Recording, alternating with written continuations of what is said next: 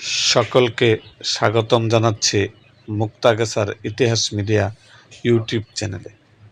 মুক্তাগাছার ইতিহাস media YouTube চ্যানেলে আজকের আয়োজনে থাকছেন সাবেক ডেপুটি স্পিকার আলী আশরাফের জীবনী সম্বন্ধে।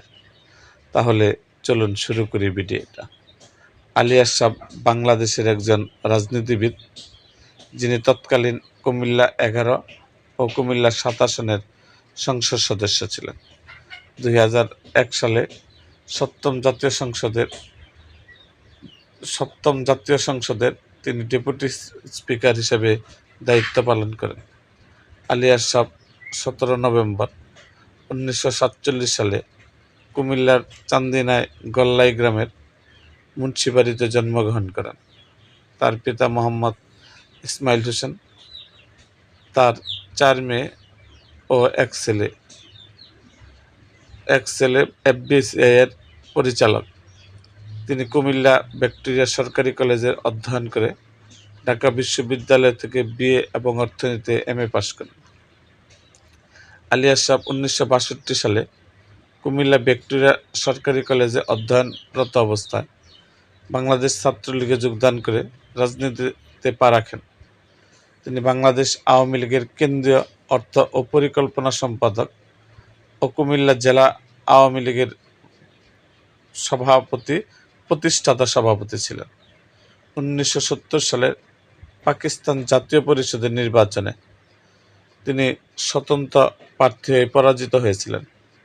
1971 সালে মুজিবনগর সরকারের পররাষ্ট্র মন্ত্রণালয়ের পরিচালক ছিলেন। 1973 সালে প্রথম বাংলাদেশের জাতীয় সংসদের তিনি তৎকালীন কুমিল্লা 11 আসন থেকে আওয়ামী লীগের প্রার্থী হিসাবে সংসদ সদস্য নির্বাচিত হন।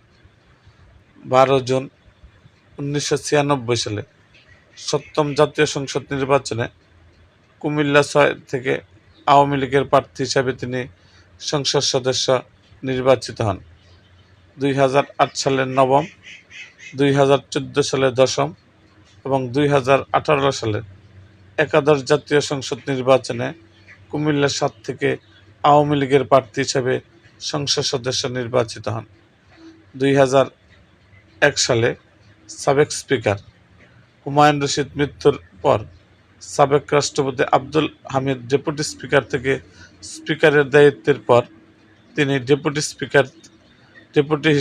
স্পিকার হিসেবে দায়িত্ব পালন করেন। মোহাম্মদ আলী আশরাফ 30 জুলাই 2021 সালে নিউমোনিয়ায় আক্রান্ত হয়ে ঢাকায় স্কয়ার হাসপাতালে চিকিৎসাধীন অবস্থায় মৃত্যুবরণ করেন। এরকম আরও ভিডিও পেতে এবং রাজনৈতিক অঙ্গনের নানা ঘটনা ও ইতিহাস জানতে আমাদের মুক্তাগাছার ইতিহাস মিডিয়া ইউটিউব চ্যানেলটিকে সাবস্ক্রাইব করুন এবং পাশে থাকা বেল আইকনটি বাজিয়ে দিন।